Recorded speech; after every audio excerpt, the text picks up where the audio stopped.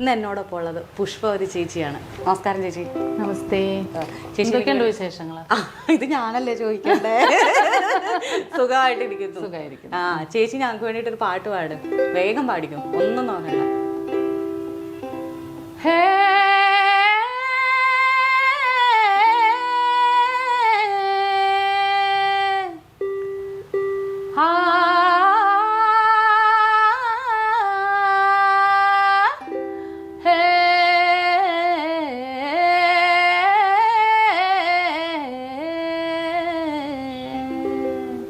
കാത്തു കാത്തൊരു മഴയത്ത് നനഞ്ഞു കുളിരണ മാടത്ത് കർത്തരാവിൻ പടിയേറി വെളുവെളുത്തൊരു രാത്താരം ഓലവട്ട കിളിക്കൂട്ടിൽ വിരുന്നു വന്നത് കുയിലമ്മ ആലവട്ട ചിറകോടെ പറന്നു വന്നതു മയിലമ്മ ആറ്റുനോറ്റൊരു നിധിയാകെ കൈവന്ന പോലെ കാത്ത് കാത്തൊരു മഴയത്ത് നനഞ്ഞു കുളിരണ മാടത്ത് കർത്തരാവിൻ പടിയേറി വെളുവെളുത്തൊരു രാത്താരം. ഇല്ലെങ്കിലും കാത്തിരുന്ന ചേച്ചീനെ കാണണം എന്നുള്ളത്. കൊറേ നാളായില്ലേ? കുറേ ആയി ചേച്ചിയോട് ഇങ്ങനെ ചോദിക്കുന്നത്. എനിക്ക് ഭയങ്കര ഇഷ്ടമാണ് ചേച്ചിയുടെ വോയിസ്. എനിക്ക് ഭയങ്കര ഇഷ്ടമാണ്. കാരണം നല്ല തൊണ്ടേന്ന് വരുന്ന വോയിസാ. എല്ലാവരുടെയും തൊണ്ടേന്നല്ല ചേച്ചി. അതല്ല, ഇതെന്താന്ന് വെച്ചാൽ നാഭി ഹൃത് കണ്ഠ രസനം അങ്ങനെ വരുന്ന ശബ്ദം. അപ്പൊ അതായിരിക്കാം ഉദ്ദേശിച്ചിട്ടുണ്ടാവുന്ന എനിക്ക്. അതായത് നമ്മള് പറയുന്നതാണ് ഈ വരുന്ന ശബ്ദം എന്ന് പറയില്ലേ? അതന്നെ. അതായത് നമ്മള് പറയും, എന്നെയൊക്കെ കാണുന്നത് നീയൊക്കെ സംസാരിക്കണമെങ്കിൽ ഈ പഞ്ചായത്തിൽ ഒരാൾ കാണത്തില്ല. അതുപോലെ ഒറ്റ നമുക്ക് മൈക്ക് വേണ്ട സംസാരിക്കാനും പാടാനാണെങ്കിലും. ചേച്ചിയുടെ എല്ലാ സോങ്ങിലും ആ ഒരു പ്രത്യേകത എനിക്ക് ഭയങ്കരമായിട്ട് ഫീൽ ചെയ്തിട്ടുണ്ട്. ഒറ്റ നമുക്ക് ഇങ്ങനെ ലൗഡായിട്ട് എപ്പോഴും ഇത് നമ്മൾ പറയുന്നത് അല്ലാണ്ട് മറ്റേ ഇപ്പൊ ഒരു സോഫ്റ്റ് സോങ് ആണെന്ന് വെച്ചാൽ ഇപ്പൊ സുജാത ചേച്ചി ചിത്ര ചേച്ചിയൊക്കെ പറയുന്ന ചില പാട്ടുണ്ടല്ലോ, സ്വീറ്റാണ്. അത് ഭയങ്കര ഇപ്പം പാടാൻ ഭയങ്കര പാടായിരിക്കും. ലീനായിട്ടുള്ള സ്വീറ്റായിട്ടുള്ള അത് പിടിക്കേണ്ട വോയിസ് ഇല്ല എന്നുള്ള ഒരു വിഷമം വേണ്ടെന്ന്. അത് തന്നെ, നമുക്ക് അങ്ങനെ ഒന്നും പിടിക്കണ്ട. നമുക്ക് ഇപ്പൊ ചേച്ചിയുടെ പാട്ട് ഞാൻ എന്ത് കഷ്ടപ്പെട്ടിട്ട് അതൊക്കെ മനസ്സിലാക്കി പറഞ്ഞു തരുന്നത്. സംഗീതത്തിന്റെ ABCD അറിയത്തില്ല, അതിനെ കുറിച്ച് ഒരു പിടിയില്ലാത്ത ഒരാള് വന്നിരുന്നിട്ട് ചേച്ചി അങ്ങനെയാ പാടുന്നത് ഇങ്ങനെയാ പാടുന്നത്. എന്നിട്ട് ഇപ്പൊ നമ്മള് ചേച്ചിയുടെ ലേറ്റസ്റ്റ് ഇറങ്ങിയ സുലേഖ മനസ്സിലെ പാട്ടില്ലേ,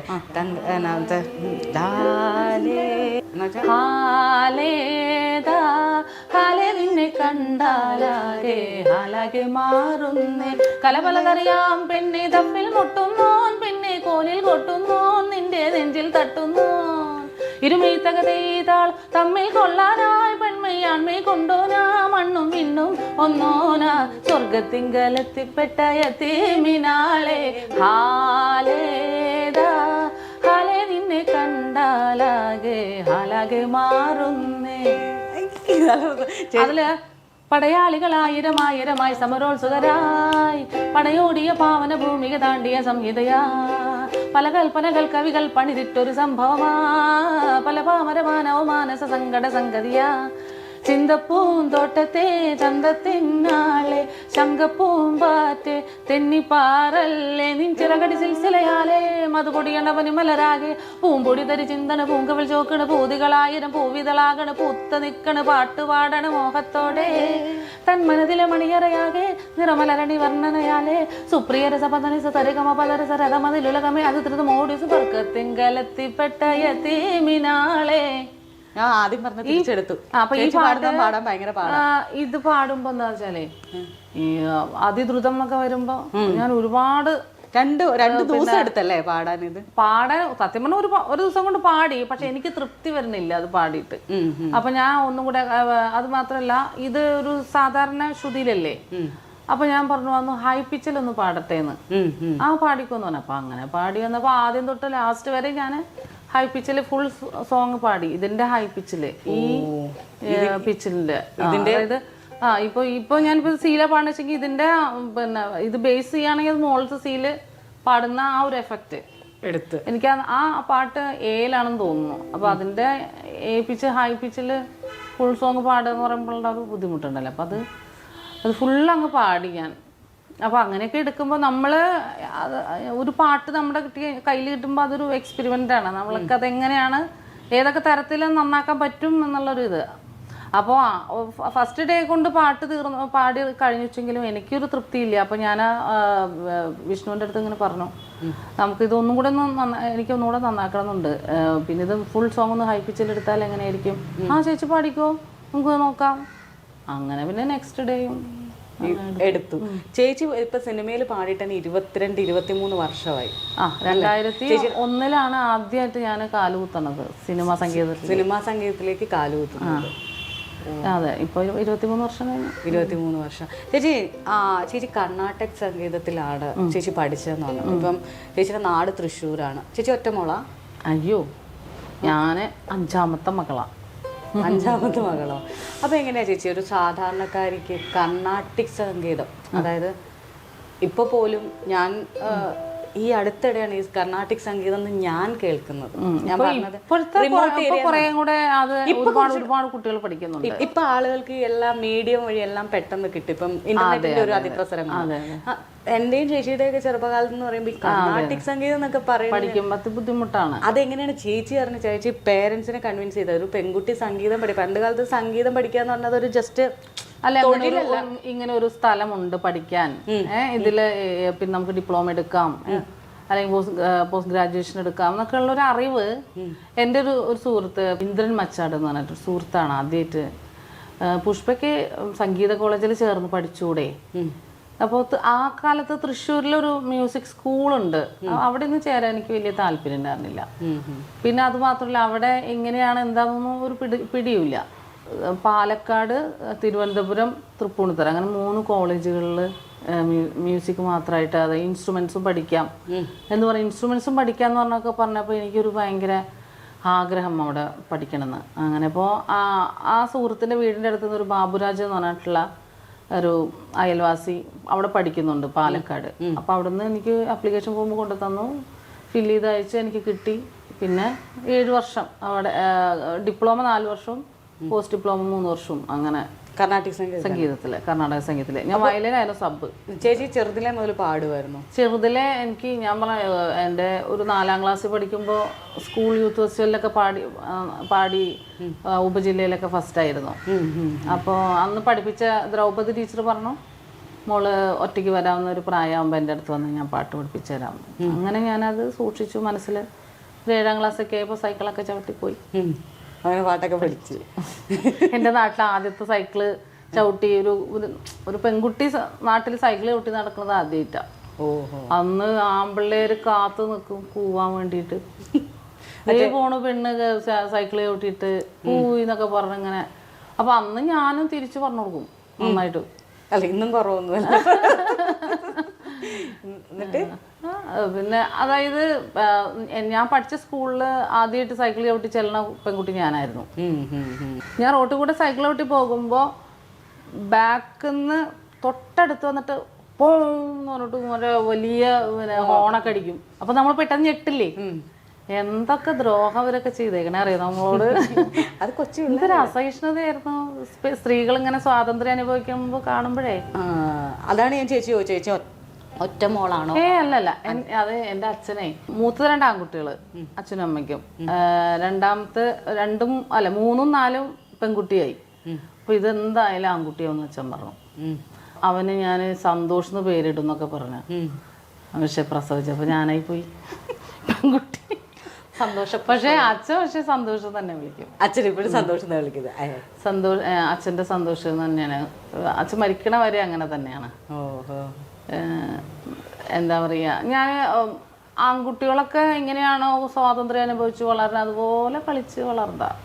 ഫുട്ബോൾ കളിച്ച്, ഷട്ടിൽ കളിച്ച്, മരം കയറി, എല്ലാ കളിയും മാറ്റി നിർത്തി. സൈക്ലിങ്, അയ്യോ സൈക്കിളിന്റെ മുകളിൽ നിന്ന് ഇറങ്ങില്ല.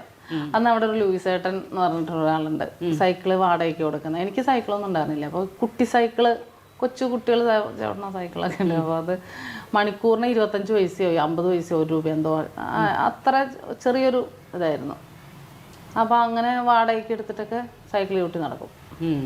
വിപ്ലവം സൃഷ്ടിച്ചു തന്നെയാണ് ചെറുതിലെ വിപ്ലവം സൃഷ്ടിച്ചു. അന്നൊന്നും എന്താണ് സ്ത്രീ സമത്വം അതൊന്നും അറിയില്ല.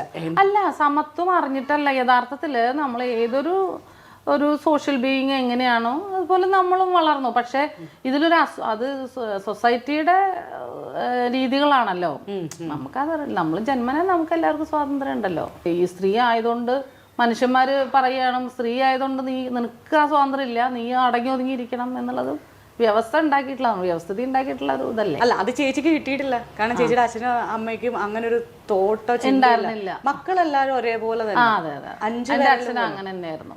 ഞങ്ങളെയൊന്നും ആൺകുട്ടികള് ചില മൂത്തത് 2 ചേട്ടന്മാരില്ലേ, ഞങ്ങളെയൊന്നും ദേഹത്തിൽ തൊട്ട് ഉപദ്രവിക്കണതൊന്നും അച്ഛന് ഇഷ്ടമല്ല. അച്ഛൻ അങ്ങനെ ഒരിക്കലും അനുവദിച്ചിട്ടില്ല. അങ്ങനെയാണ് ഞാൻ ചേട്ടന്റെ പിന്നാലെ ചൂലും കെട്ടൊക്കെ എടുത്തിട്ട് ഓടിച്ചതൊക്കെ എനിക്ക് ഓർമ്മയുണ്ട്. മൂത്ത ചേട്ടന് എന്നെയൊക്കെ 10 വയസ്സ് മൂപ്പ കുട്ടിയല്ലേ ഞാൻ. അപ്പൊ എന്നെ അങ്ങനെ മൂച്ചു പിടിപ്പിക്കാനൊക്കെ ഇഷ്ടമായിരുന്നു. അവർക്കൊക്കെ എന്നോടത്ത് ഭയങ്കര സ്നേഹമാണ്. ഞാൻ ഏറ്റവും താഴെയുള്ള കുട്ടിയായതിന്റെ ആ ഒരു അഫെക്ഷനൊക്കെ അവരുടെ അടുത്തുനിന്ന് കിട്ടിയിട്ടുണ്ട്. ചേച്ചിക്ക് അതുകൊണ്ടാണ് ഈ പറയുന്ന പിന്നീട് നമ്മൾ ഇങ്ങോട്ട് വരുമ്പോൾ ഇപ്പൊ വരുമ്പോൾ ഒരു കാലഘട്ടം കഴിയുമ്പോഴത്തേക്കും ഒരുപാട് ഇപ്പൊ ചേച്ചി തന്നെ ചേച്ചിയുടെ ഒരു ഇന്റർവ്യൂവിൽ പറഞ്ഞത് എനിക്ക് തോന്നിയൊരു കാര്യം, ഈ സിനിമാ മേഖലയിൽ വന്നിട്ട് 23 വർഷമായിട്ടും ചേച്ചി ആകെ പാടിയത് 20 പാട്ടുകളാണ്. 20 അല്ല ഞാൻ കുറേ പാട്ടുകൾ പാടി. പക്ഷേ പേര് വന്നിട്ടുള്ളത് ഇപ്പൊ ഈ പറയണ 20. ഇപ്പൊ വിക്കിപീഡിയയിൽ നോക്കി കഴിഞ്ഞാൽ 20 ഉണ്ടോ, 20-നേക്കാൾ കൂടുതലാണോ ഒന്നും അറിയില്ല എനിക്ക്. ഞാൻ കുറെ കാലം നോക്കിയിട്ട്. അപ്പൊ ചേച്ചി പറയുന്നത് നമ്മൾക്ക് ഇങ്ങനെ എവിടെയും പൊരുതാനുള്ളൊരിതുണ്ട്. അതായത് നമുക്ക് കിട്ടേണ്ടത് കൃത്യമായി കിട്ടുക, അല്ലെങ്കിൽ അവകാശമല്ല, അത് നമ്മൾ കിട്ടേണ്ടതാണ്. അതിപ്പോ ചേച്ചി പറഞ്ഞ പോലെ 20 വർഷത്തിനുള്ളിൽ ഇത്രയും പാട്ട് പാടി ചേച്ചിക്ക് സ്റ്റേജ് ഷോകളിൽ പോലും ചേച്ചിയുടെ പാട്ട് ചേച്ചിയെ കൊണ്ട് പാടിപ്പിക്കാതെ മാറ്റി നിർത്തിയിട്ടുണ്ടെന്ന് പറയുന്നുണ്ട്. അതായത് അവർ എന്തോന്നറിയില്ല, അവർക്ക് എന്നെ ഓർമ്മ വരില്ല ആ സമയത്ത്. ഇപ്പൊ ഞാൻ പാടി ഹിറ്റാക്കിയിട്ടുള്ള പാട്ടാണ് എൻ്റെ സ്ഥാനത്ത് പിന്നെ മറ്റൊരു ഗായികയാണെങ്കിൽ ചിലപ്പോൾ അവരെ ഓർമ്മ വരുമായിരിക്കും, അയാൾ പാടി നന്നായിരിക്കുന്നു, സ്റ്റേജ് അപ്പിയറൻസ് അങ്ങനെയൊക്കെയുള്ള കാര്യങ്ങൾ അതിലുണ്ടാവുമായിരിക്കും. ചേച്ചി അങ്ങനെ നോക്കുമ്പോ സ്റ്റേജ് അപ്പിയറൻസിന്റെ കാര്യം പറയുമ്പോൾ സൈനോര ഇപ്പം ചേച്ചി പറയുന്ന പോലെയാണെങ്കിൽ സ്റ്റേജ് അയ്യോ അവൾക്ക് നല്ല ഭംഗിയല്ലേ കാണാൻ. അതെ, സ്റ്റേജ് ഞാൻ പറഞ്ഞത് കളറാണ്, എനിക്ക് ഭയങ്കര ഇഷ്ടമാണ്. നല്ല പാട്ടും അവളുടെ ആറ്റിറ്റ്യൂഡും അപ്പിയറൻസും ഒക്കെ എനിക്ക് ഭയങ്കര ഇഷ്ടം. ഭയങ്കര ബോൾഡായിട്ടുള്ള, വളരെ എന്താ പറയുക, വളരെ പ്ലസൻ്റ് ആയിട്ടുള്ള ഒരു ഇതാണ്. ഇപ്പം മേ ബി അതൊക്കെ ഒരു ഘടകം ആയിരിക്കും കേട്ടോ. പിന്നെ എനിക്ക് സ്റ്റേജിൽ നിന്ന് ഡാൻസ് ചെയ്യാനൊന്നും അറിയില്ല. അല്ല ഡാൻസ് ചെയ്യണ്ട, ഇപ്പം ചിത്ര ചേച്ചി ഡാൻസ് ചെയ്തിട്ടല്ലല്ലോ പാടിക്കൊണ്ടിരിക്കുന്നത്.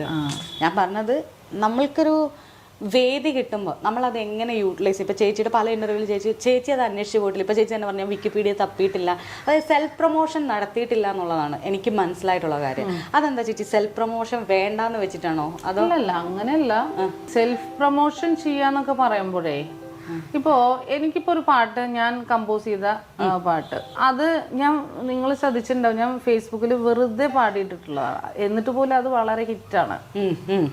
ഇപ്പോ സകലതുമോർത്തു വയ്ക്കപ്പെടും വെറുതെ ഞാൻ ഉക്കിലേലി വെച്ച് പാടി ഇവിടെ അവിടെ ഇരുന്നിട്ട് പാടി ഇട്ടതാണ്.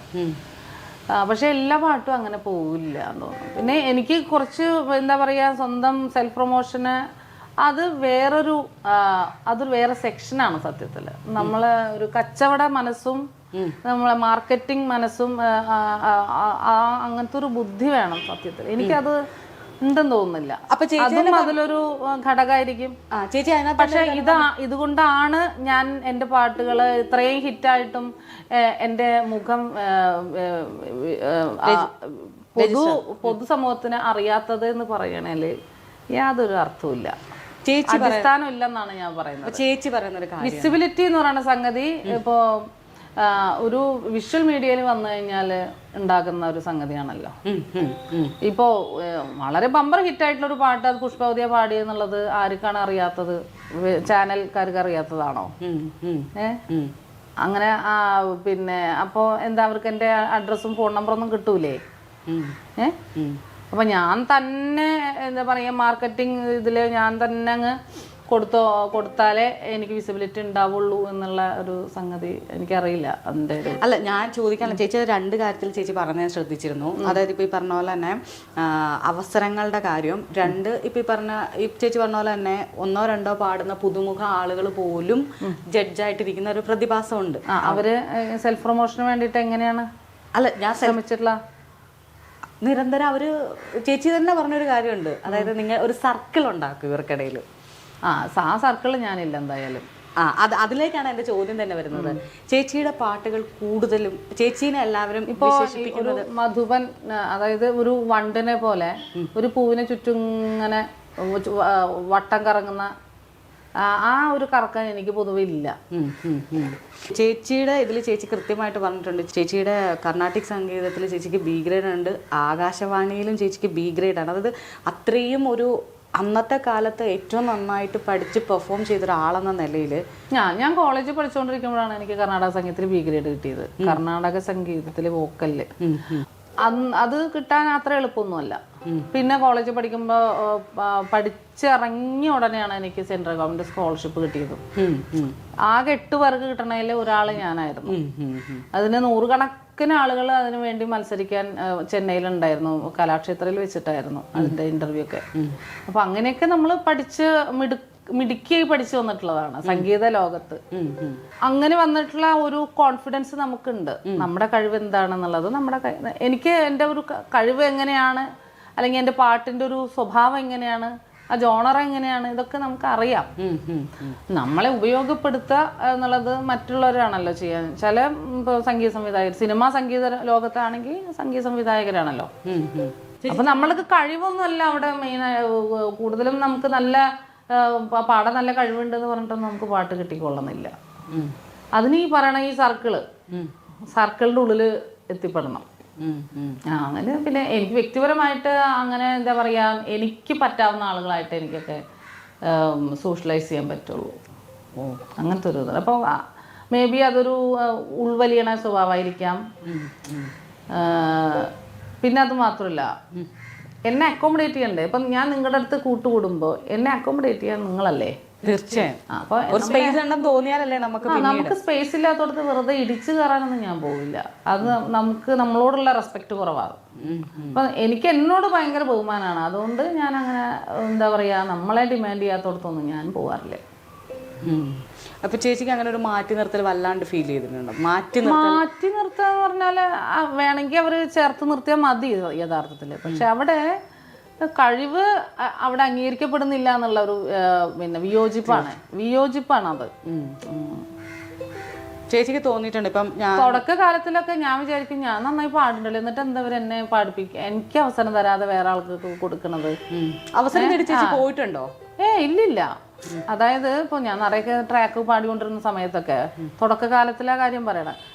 അപ്പോൾ എന്ന് പറഞ്ഞാൽ ഇപ്പോൾ അതിൽ ചില പാട്ടിലിപ്പോൾ ഇടയിൽ ചില നല്ല മെലഡി പീസസ് ഒക്കെ, ഇപ്പോൾ മാനിൻ്റെ മിഴിയുള്ള പെണ്ണിനെ പ്രേമിച്ച ചെറുമൻ്റെ സ്നേഹത്തിൻ കഥ പറയാം, അതിൽ കഥ പറയാം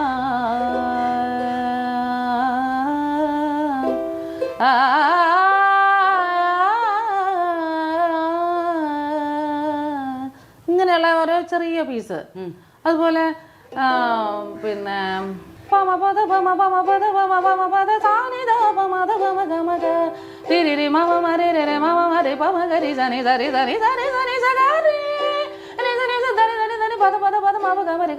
തരിവള കയ്യാലെന്നെ വിളിച്ചതെന്തിനു നീജമില്ല.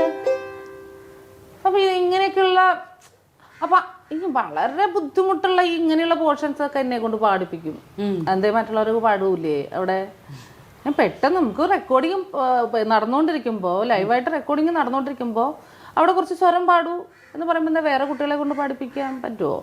അല്ല, അവര് നമുക്ക് കഴിവുള്ളതുകൊണ്ടല്ലേ അത് പാടിപ്പിക്കുന്നത്. അപ്പൊ അങ്ങനെ വലിയ ഡിഫിക്കൽട്ടായിട്ടുള്ള കുറച്ച് പോർഷൻ വരുമ്പോൾ നമ്മളെ കൊണ്ടൊക്കെ പാടിപ്പിക്കും കേട്ടോ അന്നൊക്കെ. പക്ഷെ നല്ലൊരു പാട്ടൊരു മെലഡി വന്നു കഴിഞ്ഞാൽ വേറെ ആരെങ്കിലും പാടുക. അപ്പോൾ പിന്നെ എങ്ങനെയാ ഒരു ഗായിക ഉയർന്നു വരിക കഴിവുണ്ടായാലും?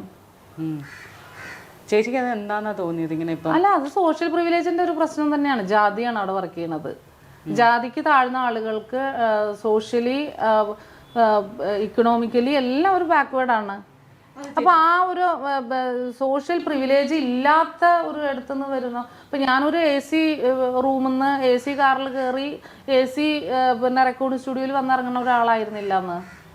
ഞാൻ വളരെ സാധാരണ ഒരു ഇതൊന്നും വന്നിട്ടില്ലല്ലേ. അപ്പോൾ അതൊക്കെയാണ് അതിൽ വർക്ക് ചെയ്യണത്. ഈ സോഷ്യൽ പ്രിവിലേജ് എങ്ങനെയാണ് ഒരു തൊഴിലിടത്തിൽ വർക്കൗട്ട് ആവുന്നത്? ഇപ്പൊ ചേച്ചി തന്നെ ഇതിനൊക്കെ തന്നെ വർക്കൗട്ട് ആവണത് പറഞ്ഞാൽ അല്ല, ചേച്ചി പറയുമ്പോൾ ഓക്കെ എനിക്ക് മനസ്സിലാവും. പക്ഷെ പലപ്പോഴും നമ്മളത് പറയുമ്പോൾ അവർ പറയുന്ന ഒരു കാര്യം, അല്ലെങ്കിൽ പറയുന്നത് ചേച്ചിക്ക് അവസരം, അതാണ് ഞാൻ ആദ്യമേ ചോദിച്ചത് ചേച്ചിയോട്, അവസരം തേടി പോയിട്ടുണ്ടോ, അല്ലെങ്കിൽ അവസരത്തിന് വേണ്ടിയിട്ട് പറഞ്ഞ പോലെ മറ്റേ മാർക്കറ്റിംഗ് നടത്തിയിട്ടില്ലേ എന്ന് ചോദിക്കുന്നത്. അതായത് നമുക്ക് കഴിവുണ്ടായിട്ട് നമ്മൾ മുന്നിട്ടിറങ്ങാത്തതാണ്. നമ്മള് ഇപ്പൊ ഇതിന് അവർക്ക് അറിയാം നമ്മൾ നന്നായി പാടുന്നുള്ളത്. ഇപ്പൊ സംഗീത സംവിധായകരെ അടുത്തറിയുന്ന ആളാണല്ലോ. അപ്പോൾ ഞാൻ പറയണത് ആദ്യമൊക്കെ ഞാൻ ഈ കോറസും ട്രാക്കൊക്കെ പാടിയിട്ടാണല്ലോ വന്നിട്ടുള്ളത്. അപ്പൊ ഒരു ആർട്ടിസ്റ്റിന്റെ കഴിവ് അവിടെ മനസ്സിലാവില്ലേ? എത്രയോ എൻ്റെ കൂടെ വേറെയും കുട്ടികളുണ്ട്. ഇത്തരം ഇങ്ങനെയൊക്കെയുള്ള പോർഷൻസ് വരുമ്പോൾ നമ്മളെ കൊണ്ട് പാടിക്കുന്ന ആളുകളും എന്താ പറയുക സംവിധായകരും ഒക്കെയാണ്. എന്നാ പോലും എന്നെ തെരഞ്ഞെടുക്കില്ല എന്നാ ഞാൻ പറഞ്ഞത്. അവിടെ നല്ല ഒരു സവർണ ശരീരത്തെ മാത്രമേ അവരെടുക്കുള്ളൂ. അതന്നെയാണ് അതിൻ്റെ ഒരു ഉള്ളിലുള്ള കാര്യം. എനിക്കത് മനസ്സിലാവും ചേച്ചി പറഞ്ഞത് എനിക്കത് കൃത്യമായിട്ട് മനസ്സിലാവുന്നുണ്ടോ? സവർണ ബോധം എങ്ങനെയാണ് ഇവിടെ പ്രവർത്തിക്കുന്നത്, എങ്ങനെയാണ് ഒരാളെ കോർണർ ചെയ്യുന്നത്, കഴിവുകൾ നിരന്തരം. ഇപ്പം ചേച്ചി പറഞ്ഞ പോലെ സർട്ടിഫിക്കറ്റോട് കൂടി ഇത്രയും പഠിച്ചിറങ്ങിയിട്ടും നമ്മൾക്ക് നിരന്തരം കഴിവ് തെളിയിക്കേണ്ടി വരിക. ഈ ഓരോ പാട്ട് പാടുമ്പോഴും കഴിവുകൾ ഇങ്ങനെ തെളിയിക്കപ്പെട്ടിട്ടും പിന്നെയും നമ്മൾ അങ്ങനെ പരാതിപ്പെടുന്ന ഒരു അല്ലെങ്കിൽ വിഷമം പറയുന്ന കാലമൊക്കെ എൻ്റെ കഴിഞ്ഞു കേട്ടോ. ഞാൻ അതിനെല്ലാം മറികടന്നിട്ടുള്ള ഒരാളാണ്. എനിക്ക് പിന്നെ ഇനി വീണ്ടും അതിനെക്കുറിച്ച് ഇങ്ങനെ പേർത്തും പറയാനൊന്നും താല്പര്യമുള്ള ഒരാളും അല്ല. പിന്നെ ചോദിക്കുമ്പോൾ മറുപടി പറയേണ്ടി വരുമ്പോൾ പറയുന്നു. അതിന് ചേച്ചി ബദലായിട്ടൊരു മാർഗം കണ്ടുപിടിച്ച് എനിക്ക് ഭയങ്കരമായിട്ട് ഇഷ്ടപ്പെട്ടു. സ്വന്തമായി കമ്പോസ് ചെയ്ത് ഇപ്പൊ ചേച്ചി പറഞ്ഞ പോലെ എൻ്റെ കരിയറിൽ എന്നെ ഡെവലപ്പ് ചെയ്തിട്ടുള്ളത് നമ്മൾ കമ്പോസ് ചെയ്ത് നമ്മൾ കൺസീവ് ചെയ്ത് ഉണ്ടാക്കിയിട്ടുള്ള പാട്ടുകളാണ്. അതിന് ഏറ്റവും കൂടുതൽ അനുകൂലമായിട്ടുള്ള ഒരു സാഹചര്യം ഉണ്ടായത് ഇവിടെ സോഷ്യൽ മീഡിയയാണ്. തീർച്ചയായും ഫേസ്ബുക്ക് പോലുള്ള ഒരു പ്ലാറ്റ്ഫോം ഉണ്ടായപ്പോൾ തീർച്ചയായിട്ടും ഞാനത് ഉപയോഗിക്കാൻ തുടങ്ങി. അത് എന്നെ വളർത്താൻ വേണ്ടിയിട്ടല്ല, യഥാർത്ഥത്തിൽ ഞാനത് ഉപയോഗിക്കാൻ തുടങ്ങിയത് കോവിഡിൻ്റെ ഒരു ടൈം വന്നില്ലേ. അപ്പോൾ ആ സമയത്ത് മനുഷ്യരെല്ലാവരും ഇങ്ങനെ അടച്ച് പിന്നെ മരണം മുന്നിൽ കണ്ടുകൊണ്ട് ജീവിക്കുന്ന ഒരു സമയം ഉണ്ടായിരുന്നല്ലോ. ആ ഒരു സമയത്ത് ഞാൻ നിരന്തരം പാട്ട് പാടിയിട്ടു ആളുകൾക്ക് ഒരു ഹീലിംഗ് ആവട്ടെ എന്ന് വിചാരിച്ചിട്ടാണ് ചെയ്തത്. കോവിഡിൻ്റെ ആ ഒരു സമയവും പ്രളയത്തിൻ്റെ ഒരു സമയവും എല്ലാം മനുഷ്യരെ എങ്ങനെ ലോക്ക് ചെയ്തിട്ടുള്ളൊരു സന്ദർഭത്തിലാണ് ഞാൻ പാട്ടുകൾ ഫേസ്ബുക്ക് വഴി ഇങ്ങനെ നിറയെ ഇട്ട് തുടങ്ങിയത്. ഇപ്പോൾ കുറേ ആയിട്ട് ഇടാറില്ല. പിന്നെ വിജയദശമിയുടെ അന്ന് തലേ ദിവസം നവരത്ന മഞ്ജരിയുടെ 2 ഖണ്ഡിക പാടിയിട്ടു എന്നല്ലാതെ ഞാൻ കുറേ നാളെ ഇപ്പോൾ പാടിയിട്ടിട്ട് എന്താണെന്നറിയില്ല. അങ്ങനെയൊക്കെ ഞാൻ വിചാരിക്കാറുണ്ട് കേട്ടോ, ഞാനിത് എന്താന്ന് ഒന്നും പാടാതിരിക്കുന്നത് എന്താന്ന് ഇങ്ങനെ ആലോചിച്ചു. ചേച്ചി ഒരു കാര്യം, ചേച്ചീനെ പറഞ്ഞതിൽ ഒരു വാസ്തവമുണ്ട്. സെൽഫ് പ്രൊമോഷൻ എന്ന് പറയുന്നത് ഞാനും കൂടെ ചെയ്യേണ്ട ഒരു കാര്യമാണ്. അത് കുറച്ച് ശ്രദ്ധിച്ചാൽ കൊള്ളാം. നല്ലതാണ് ചേച്ചി. എന്താണെന്നറിയാവോ, അത് വേറെ ഒന്നും കൊണ്ടല്ലേ. ഇന്ന് ചേച്ചിക്ക് പ്ലാറ്റ്ഫോം ഉണ്ട്. പണ്ട് നമുക്ക് എന്താ ചെയ്യുന്ന ചാൻസ് ചോദിച്ചു പോകണം, തരാവോ എന്ന്. ഇന്ന് ഒരാൾ പാട്ട് പാടി വൈറലായ പിറ്റേ ദിവസം ചാനലുകാർ അവിടെയാ, പിറ്റേ ദിവസം വേണ്ട ആ സെക്കൻഡിൽ അവിടെ എത്തും. മനസ്സിലായോ? ഞാൻ പാട്ട് പാടിയിട്ട് വൈറലായിട്ട് സുലേഖ മനസ്സിലാ പാട്ട് ഇത്രയും ബമ്പർ ഹിറ്റ് ആയില്ലേ. ആരും എന്നെ തേടി ഇവിടെ ഒന്നും വന്നൊന്നുമില്ലല്ലോ. എന്താ അത്? അല്ല ഇപ്പൊ അവര് പിന്നെ ചാനൽ ഷോസും പല ആളുകളെ ഇന്റർവ്യൂ ഒക്കെ ചെയ്തിട്ട് ചാനലൊക്കെ പറഞ്ഞു. പക്ഷെ എന്നെ ആരും വിളിച്ചില്ലല്ലോ. എന്താ അത്? ഒന്ന് പോടേ എന്നെ അടിച്ചിരുത്തിയല്ലേ, എന്നെ മണ്ടൊക്കെ അടിച്ചല്ലേ അല്ലേ? അത് അല്ല, ഇതില് നമ്മള് കാണുന്ന ഇപ്പൊ ഞാൻ പറഞ്ഞില്ലേ, നമ്മൾ പാടി ഇടുക, കുറെ കൊണ്ട് പ്രൊമോഷൻ കൊടുക്കുക, നമ്മൾ കുറെ കൂടെ ശ്രദ്ധിക്കുക മാർക്കറ്റിങ്ങില്, അതൊക്കെ എന്റെ ഭാഗത്തു നിന്നുള്ള വീഴ്ചയാണ്, സമ്മതിച്ചു. അല്ല പക്ഷെ അത് മാത്രമൊന്നുമല്ല അതിന്റെ കാരണം, മെയിൻ കാരണം അതല്ല. അല്ല ഞാൻ പറയട്ടെ എനിക്ക് തോന്നുന്നത് ചേച്ചിയുടെ വലിയ പൊട്ട്, എനിക്കുണ്ട് വലിയ പൊട്ട്, കണ്ണാട, പിന്നെ ധൈര്യത്തോടെ സംസാരിക്കുന്ന ഒച്ച നല്ല ഒച്ചയാണ്. അതായത് സംസാരിക്കുമ്പോ പോലും പവർഫുൾ വോയിസ് ആണ് ചേച്ചി. അതെ ചേച്ചി. അപ്പോ എന്താണ് ചേച്ചീനെ അറിയപ്പെടുന്നത് തന്നെ സമര അല്ലെങ്കിൽ വിപ്ലവ ഗാനങ്ങൾ പാടുന്ന. അതെ, ഓരോന്നിനെ കൊണ്ടങ്ങ് കെട്ടി.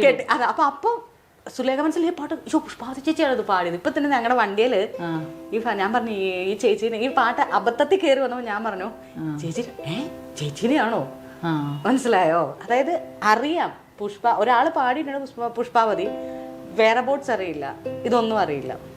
അപ്പൊ ചേച്ചിയുടെ അടുക്കാനുള്ള പേടി കൊണ്ടായിരിക്കും ചേച്ചി പറയല്ലേ, നമ്മള് ഇങ്ങനെയുള്ള സ്ത്രീകളെ നമ്മളൊരു പേര് വിളിക്കൂല്ലോ ചേച്ചി, എന്താ പറയാ ഫെമിനിച്ചികള്. ഫെമിനിച്ചി എന്ന് പറയുന്നത് മനസ്സിലായി, ആ ഫെമിനിച്ചി അതായിരിക്കാം ചേച്ചി. അങ്ങനെ ആണോ?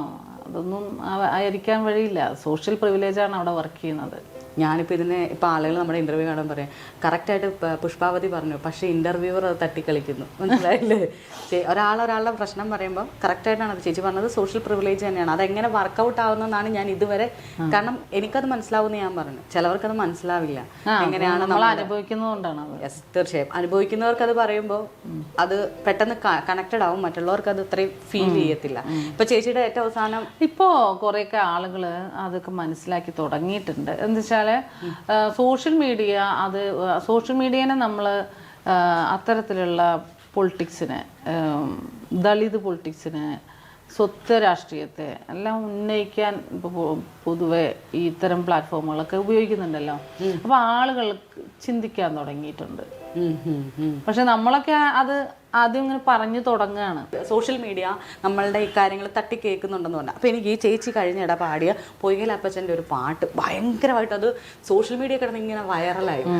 എനിക്ക് ഭയങ്കര ഇഷ്ടമാണ്. ഞാൻ സോഷ്യൽ മീഡിയയിൽ ആ പാട്ട് ഇട്ടതിന് ശേഷം ഒരുപാട് സാംസ്കാരിക മണ്ഡലത്തിലൊക്കെ അത് വലിയ ചർച്ചയായി. ഒത്തിരി ആളുകൾ അത് ശ്രദ്ധിക്കാൻ തുടങ്ങി. പൊയ്കൽ അപ്പച്ചൻ എന്ന് പറഞ്ഞ പേര് ഇരവിപേരൂരും കോട്ടയം പിന്നെ പത്തനംതിട്ട ജില്ലയിൽ മാത്രം ഇങ്ങനെ ഒതുങ്ങി കൂടിയിട്ടുള്ളൊരു പേരായിരുന്നു. പക്ഷെ അങ്ങനെ അല്ലല്ലോ വേണ്ടത്. ഇത്രയും ത്യാഗപൂർണമായ ഒരു ജീവിതം നയിച്ച അടിമ സന്തതികളുടെ രക്ഷയ്ക്ക് വേണ്ടി പ്രവർത്തിച്ചിട്ടുള്ള ആ ഒരു ദൈവമായിട്ടാണ് കാണുന്നത്. തീർച്ചയായിട്ടും നമുക്ക് പിന്നെ നമ്മളെ രക്ഷിക്കുന്ന ആള് തന്നെയാണല്ലോ നമുക്ക് ദൈവം ആയിരിക്കല്ലോ. തീർച്ചയായും നമ്മളെ ആര് രക്ഷിക്കുന്ന അവര് നമുക്ക് കാണപ്പെട്ട ദൈവം എന്ന് പറയും. അതുപോലെ നാരായണ ഗുരു ആണെങ്കിൽ പറയും പിന്നെ അന്നവസ്ത്രാദി മുട്ടാതെ തന്നു രക്ഷിച്ചു ഞങ്ങളെ ധന്യരാക്കുന്ന നീ ഒന്നു തന്നെ ഞങ്ങൾക്ക് തമ്പുരാൻ. അല്ലാണ്ട് ഇപ്പോഴും ഉണ്ട് പലരും തമ്പുരാനെ എന്ന് വിളിക്കുന്ന ആളുകളുണ്ടല്ലോ. അത് കുറിച്ച് വല്ലാത്തൊരു അടിമബോധത്തെ നയി വരണതേ.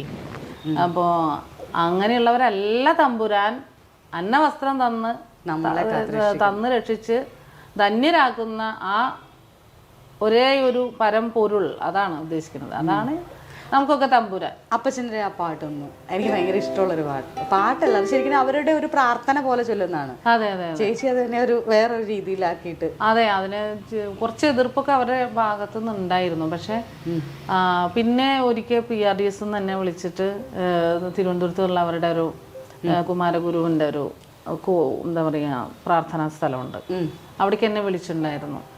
അപ്പം അവിടെ ഒരുപാട് PRDSകാരുണ്ടായിരുന്നു. അപ്പം അവരുടെ മുമ്പിൽ ഞാൻ എൻ്റെ ആ പാട്ടെന്നെ ഞാൻ പാടി. അവർ പറഞ്ഞു അത് അപ്പച്ചൻ തന്നെ നിയോഗിച്ചിട്ടുള്ളതാണ് പുഷ്പയെ, നമ്മളതിൽ തെറ്റ് കാണാൻ പാടില്ല. അവരങ്ങനെ പാടിയത് കൊണ്ടല്ലേ ഇത്ര അധികം ചർച്ച ചെയ്യപ്പെട്ടത്. തീർച്ചയായും പുഷ്പ ചേച്ചി പറഞ്ഞ പോലെ അത് വളരെ കുറച്ച് പേർക്കേ അറിയത്തുള്ളൂ. PRDS എന്താണെന്നോ അല്ലെങ്കിൽ പലതരം മതവിഭാഗങ്ങളുണ്ട്, അതിൽ കുറേ വിശ്വാസികളുണ്ടെന്നല്ലാണ്ട് അതിലപ്പുറം അപ്പച്ചൻ്റെ വാക്കുകൾ മതത്തിനും ജാതിക്കും അതീതമായിട്ട് ജാതി ഉപജാതി വ്യത്യാസമില്ലാതെ ഒരു വർഗത്തെ ഒരു വംശത്തെ ഒരുമിച്ച് ചേർത്ത് അവരുടെ വിമോചനത്തിന് വേണ്ടി പ്രവർത്തിച്ചിട്ടുള്ള ആളാണല്ലോ. അതെ, അത് നമ്മൾക്ക് ഇന്നത്തെ കാലത്തെ ആളുകൾക്ക് ഒന്നുകൂടെ ചർച്ച ചെയ്തിട്ട് അതായത് ക്വസ്റ്റ്യൻ മാർക്ക് പോലെ ഇട്ട് കൊടുത്തു. ഞാൻ എപ്പോഴും എല്ലാ സ്റ്റേജിലും ഞാൻ പറയും എന്തുകൊണ്ടാണ് പൊയ്കൽ അപ്പച്ചനെ പിന്നെ അദ്ദേഹത്തിന്റെ വരി പോലെ തന്നെ കാണുന്നതിൽ ഒരു അക്ഷരവും എൻ്റെ വംശത്തെ പറ്റി എന്ന് പറഞ്ഞ പോലെ അപ്പച്ചനെ കുറിച്ചിട്ട് ഒരു അക്ഷരം ചരിത്ര പുസ്തകത്തിലില്ലാതിരുന്നത് എന്തുകൊണ്ടാണ്? ഇത്രയും വലിയ ഒരു ത്യാഗസമ്പന്നനായിട്ടുള്ളൊരു സോഷ്യൽ റിഫോർമറായിരുന്ന ആത്മീയ നേതാവായിരുന്ന അദ്ദേഹം എന്തുകൊണ്ടാണ് പിന്നെ ചരിത്രത്തിൽ അടയാളപ്പെടുത്തപ്പെടാതിരുന്നത്?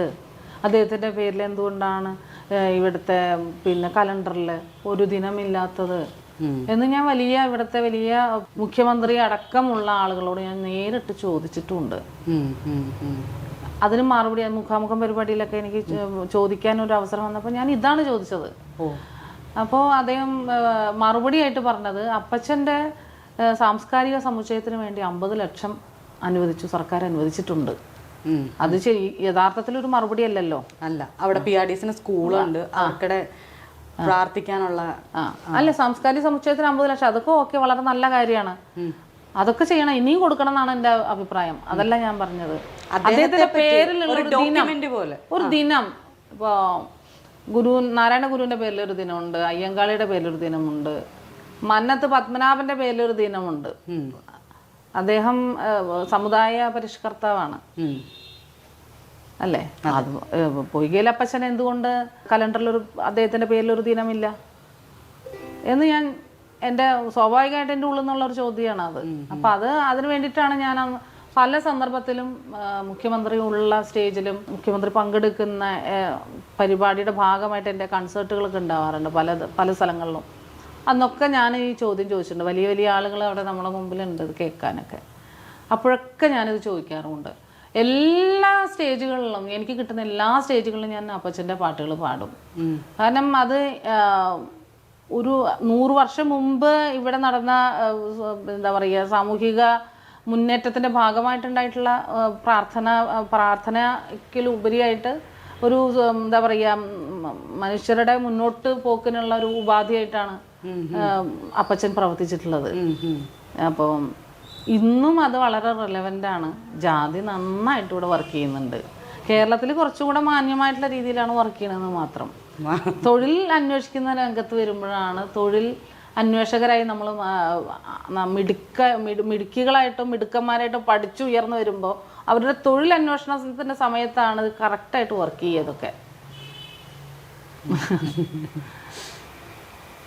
അതൊക്കെ പറയാൻ ഇനി കുറേ സമയം എടുക്കും. മനസ്സിലായി ചേച്ചി. നമുക്ക് കാണുന്നിരാക്ഷരവും ഇതൊക്കെ പറയണോണ്ടായിരിക്കും ഞാൻ വലിയ വിപ്ലവകാരി അല്ലെങ്കിൽ പിന്നെ എന്താണ് മറ്റേ ഫെമിനിറ്റി അങ്ങനത്തെയൊക്കെ പേരുകൾ ചിലപ്പോൾ വരുന്നത്. അല്ല ചേച്ചി, എനിക്കിത് പറയാണ്ട് മുന്നോട്ട് പോകാനും പറ്റുന്നില്ല. ചേച്ചിയുടെ ഒരു ഇന്റർവ്യൂവിൽ ഞാൻ കേട്ട ഒരു കാര്യം, ചേച്ചിക്ക് ഇങ്ങനെ മറ്റുള്ള ആളുകളുമായി സമരസപ്പെടാതെയും അല്ലെങ്കിൽ ഒരു അവസരത്തിന് വേണ്ടിയിട്ട് വളയാതെ നിൽക്കുന്നതുകൊണ്ടും ചേച്ചിക്ക് ഇത്രയും കാര്യം തൻ്റെ ഇടത്തോടെ തല ഉയർത്തി പറയാൻ പറ്റും. അഭിപ്രായങ്ങൾ അടിയറവ് വെക്കാൻ പറ്റിയിട്ടില്ല ചേച്ചി. അതൊരു വലിയ കാര്യം തന്നെയാണ്. ഇപ്പം നമുക്ക് പലയിടത്തും നമ്മൾക്ക് ജോലിയുടെ ഭാഗമായിട്ട് പലതും കോംപ്രമൈസ് ചെയ്യേണ്ടി വരും. പക്ഷെ ചേച്ചിക്ക് അതിൻ്റെ ആവശ്യമില്ല.